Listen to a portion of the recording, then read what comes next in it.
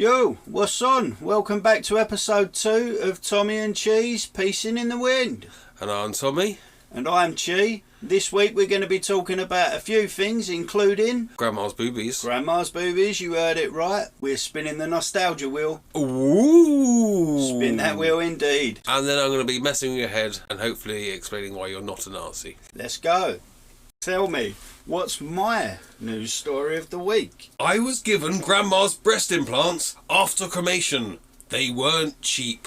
There's so much to unpack there. A woman couldn't believe what she was hearing after she was offered her late grandma's breast implants after her cremation. While the implants are made from non-metal materials that are usually not removed before cremation, she claims the funeral home decided to take them out anyway. Shortly after the funeral farewells to her beloved grandma, a team member from the funeral home took her aside and asked her whether she would like her breast implants and take them home with her. She said on TikTok, apparently, "We were offered to take my grandma's back."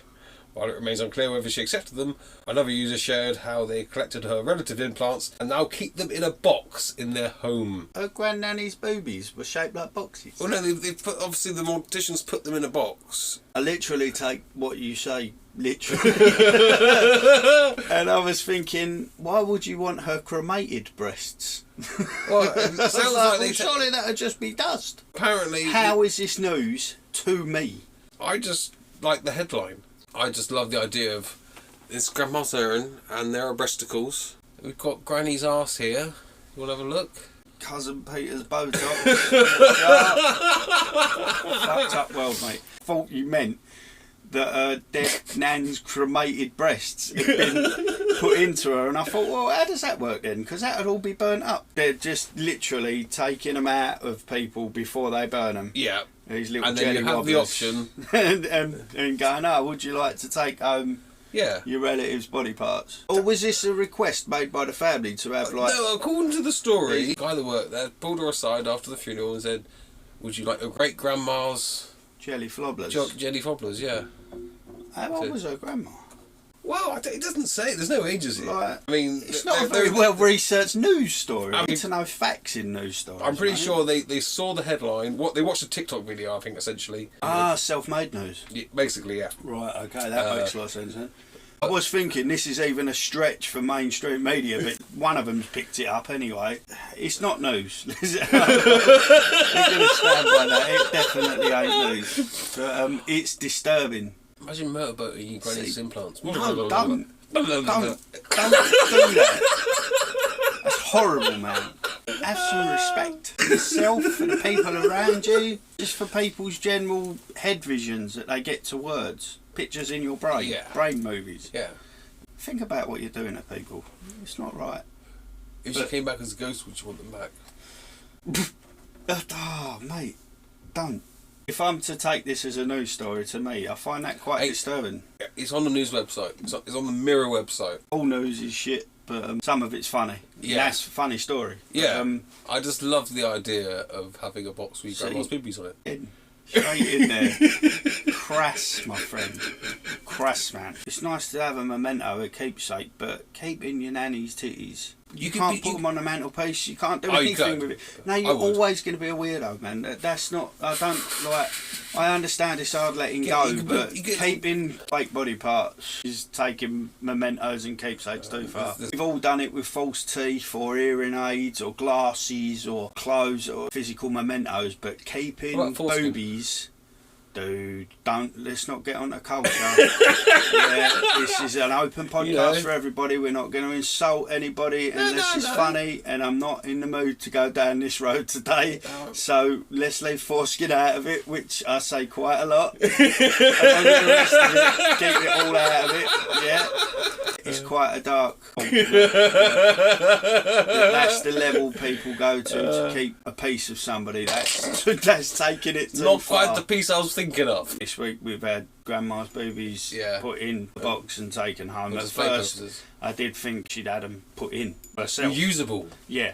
And I thought maybe that's the news story here, that it's such an expensive process. If they can be reused, are people having them environmentally put back in so they've always sustainable got a part of them with them? That seems quite a real piece of news. So that was not my News of the week. That was Tommy's news of the week. I'll be back next episode with some kind of other news that isn't so dark. It's only Grandma's Boobies. Well, thanks for still being with us. We're going to move on to our next segment, Nostalgia Wheel. Ooh. Are you ready to all spin the Nostalgia Wheel with me? I am a bit of a kid at heart, and I am sitting in the studio that is surrounded and filled with toys from my childhood. It is like sitting in a toy shop. I love hearing that, I really do. A little smile on your face. Take a look around. Tommy, pick any toy, and we're going to see where it takes us. I'm a bit disappointed you don't have any Star Trek toys. You?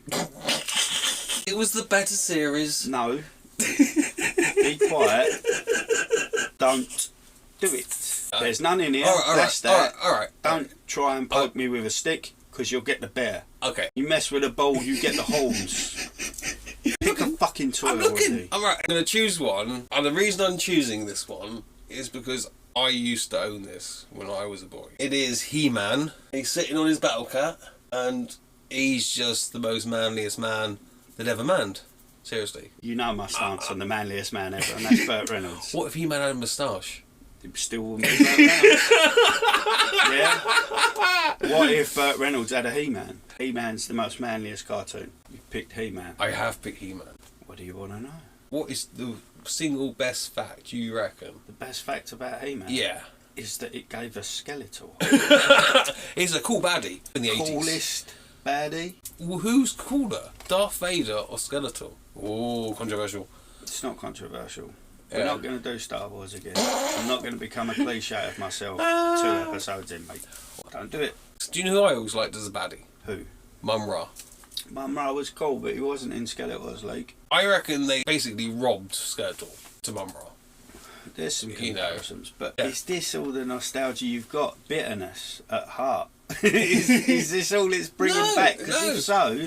I mean, it makes me think of the hours I used to lie on my front room carpet, and I had Cousin Grayskull, and I had all the toys, and used to battle, and it was great. The little waist action, you know. Yeah. So you could real fighting action. Yeah, the chop motion that you used to wind the arm up and then you drop it on the bridge of your nose to see if you was real man. But He-Man, for a child, that's a good sized toy. And they're very opposable. They're very action ready. With the 3D moulding on them, the muscle definition, the articulation on the twists of the feet, the arched, angled arms and body parts, phenomenal, mate. Yeah, you painted it with childish wonder. Yeah, you know, but they worked right. Toys for me are a time capsule, a door to the past, a happy memory. Yeah, and I think bang straight away. Now that you've picked that toy, where are you?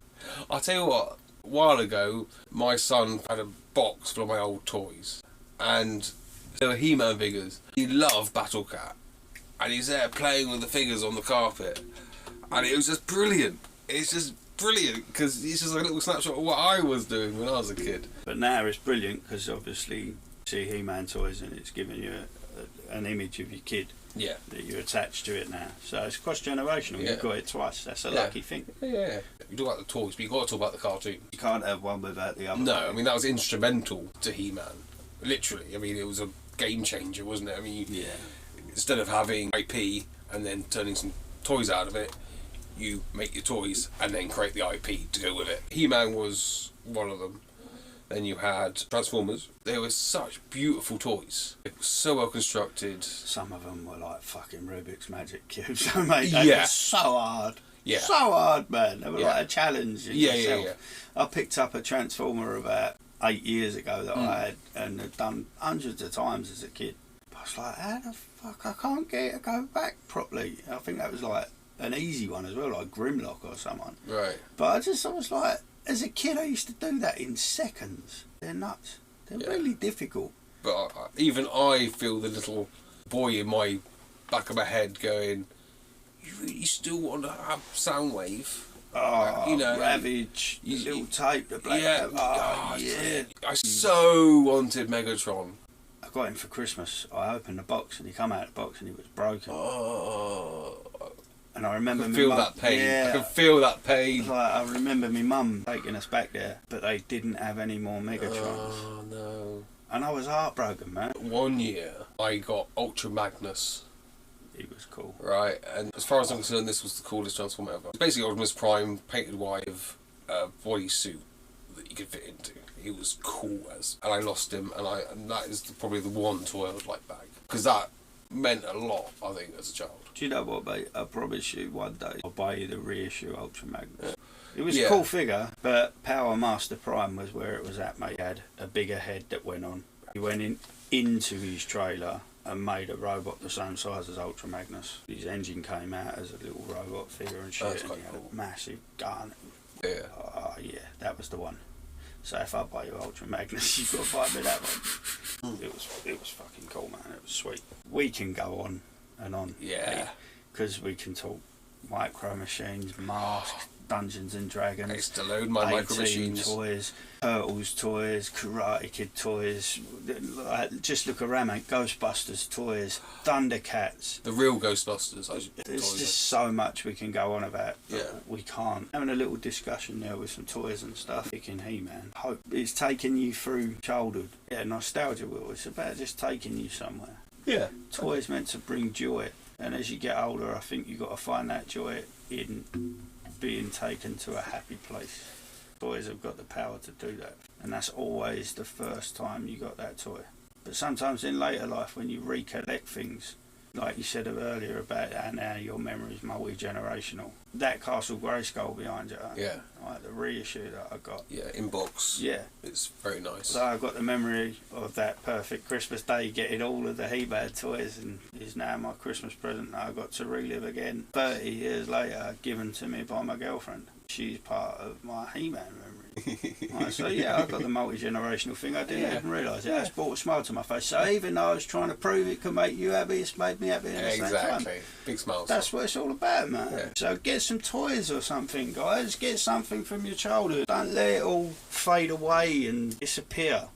One day you're probably going to lose your memory, be batshit mental or something like that. You need something to bring you back. Find it. As long as it makes you smile, it's worth it. That's the whole point of it, man. It could be a fart in a jar. As long as you can remember the day you wrote fart in a jar on a piece of paper, you've always got something to laugh about, even if you ain't got to fart no more. Hold on to something childish. Refuse to grow up completely. Yeah, that's the motto to live by. Peter Pan. That's it, man. That's it. Not the Hook version. Find a way to live forever. Find your marbles. So, guess one of your thought experiments, mate. Right. Thought experiment of the week. This one was written by Judith Thompson in 1971. Not that that's got anything to do with it. Well, she wrote it. Pardon? She wrote it. She wrote this, yeah. Well, she's got a lot to do with it. It's fucking stupid. Can I get to this now? You ready to start? Right, here we go. This one's a bit weird even for me, but... this should play out really well. Let's see what you think of this one. Okay. This will probably be rational in my brain. You wake up in the morning. You find yourself back to back in bed with an unconscious violinist. Yeah. The famous unconscious violinist has been found to have a fatal kidney ailment, and Society of Music Lovers has canvassed all the available medical records to find that you alone have the right blood type to help. They have therefore kidnapped you, and last night the violinist's circulatory system was plugged into your own so that your kidneys can be used to extract the poisons from his blood, as well as your own. If he is unplugged from you now, he will die. But in 9 months' time, he will have recovered from his ailment and can safely be unplugged from you. I'm trying to break down. There's a lot of words. Right, so you've woken up. Right. You found yourself kidnapped, and there's this famous musician, and he's basically plugged his blood supply into yours. Your kidneys are working for him.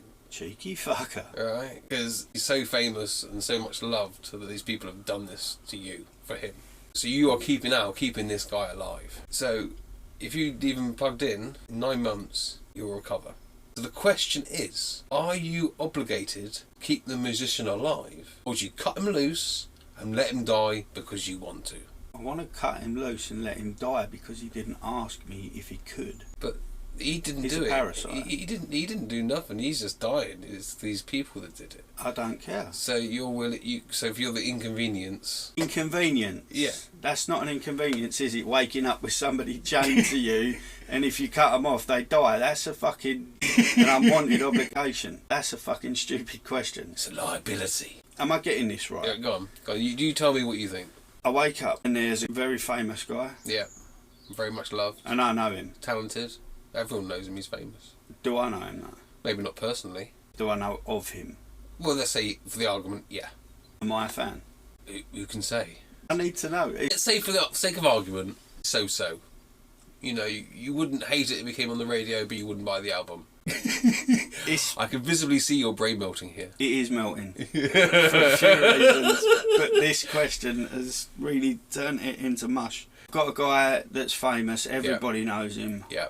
I know him. Yeah. But you're the only thing keeping this man alive. I'm on the fence with this career, with this person. Yeah. I'm on the fence. Give and take him, you know, he exists, but you don't really mind. So I can take it or leave it. They're chained to me by some fucking kidney pipe. Yeah, his system is into your blood system. You know, you're connected by tubes. And if we're separated before 9 months, he dies. Yeah. Are you obligated to keep this man alive? I'm not obligated. I mean, are you gonna rip out the pipes and walk away, or are you gonna keep this guy alive for 9 months and save his life? Can I get somebody else to rip the pipe out? Yeah. Like a trained professional that put it in? Yeah. Have I got warranty on that? Have I got to pay?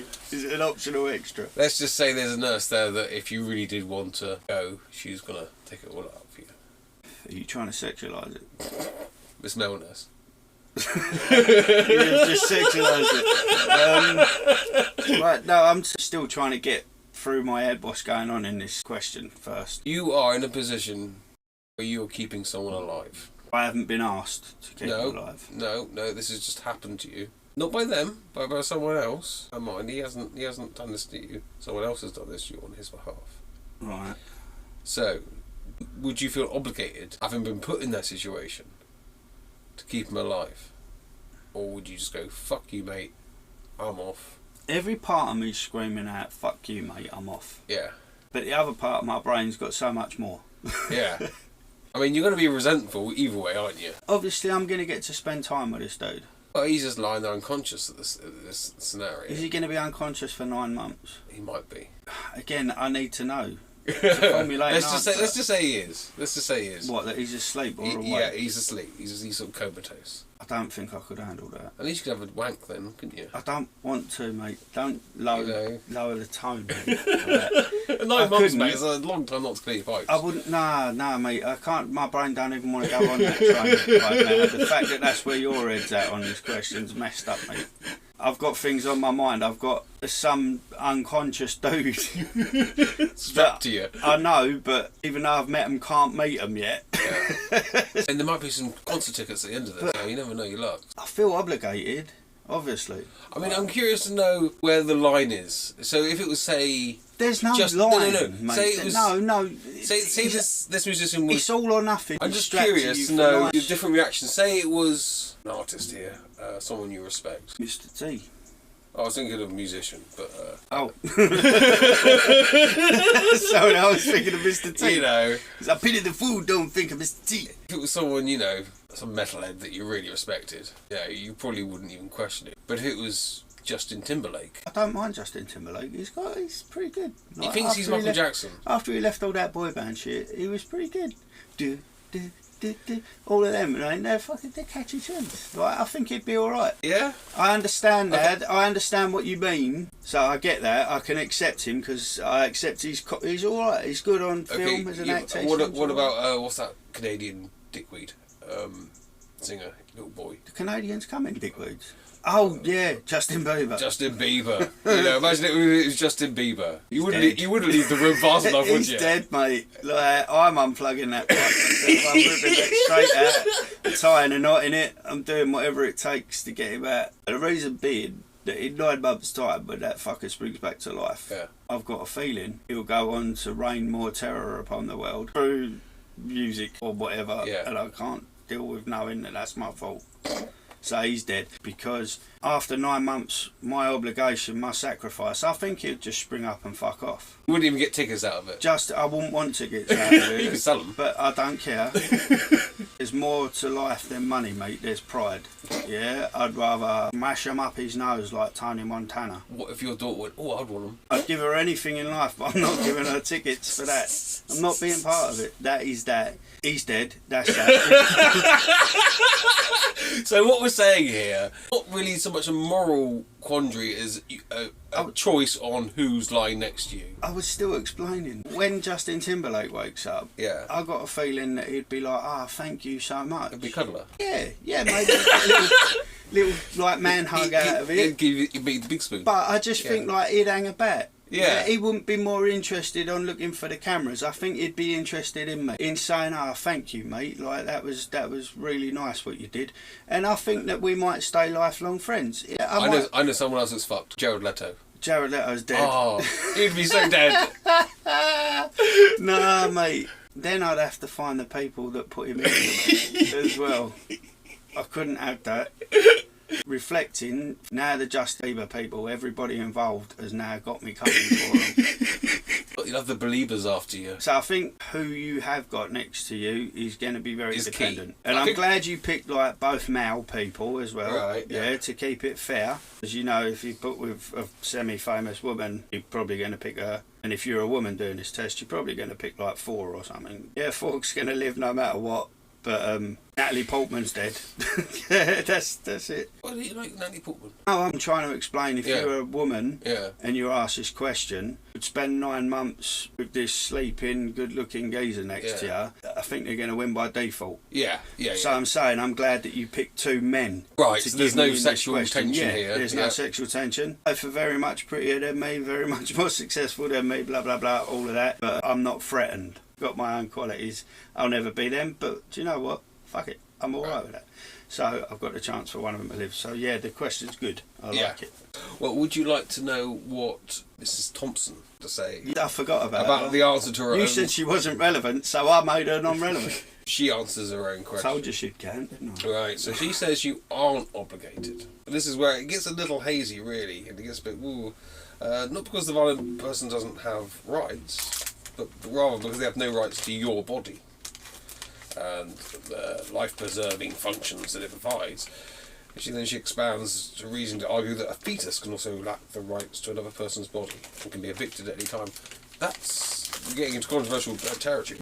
She just sounds like a fucking Nazi, mate. She was allowed to give people tests like this. Well, it's just a thought experiment. This is where the haziness comes in, because it's where do you draw the line. It doesn't seem very hazy. It seems like her answering her own question is very definitive. That the line is what her acceptance of sharing her body is. So where does your morality begin and end? If your morality should be to save another life when it's within your power to, somebody that has yet to prove that's a life worth saving, should be a moral obligation to yourself. Well, I think that shows a very moral, healthy standpoint. It's not very funny, but it's a good standpoint to have. I'm not all about the humour. Like I said, she's a prick. She sounds like a Nazi. Well, I think if you were plugged into her, I think you know where you would stand. I'm chained next to her. If she's just going to wake up in a room, because she didn't say they couldn't wake up. Yeah. We took a guess at whether they'd be asleep or awake. You chose to sleep. So she wakes up because she's getting better, and I'm asleep, or I'm a bit like, because I'm transfusing. Yeah. A bit woozy, man.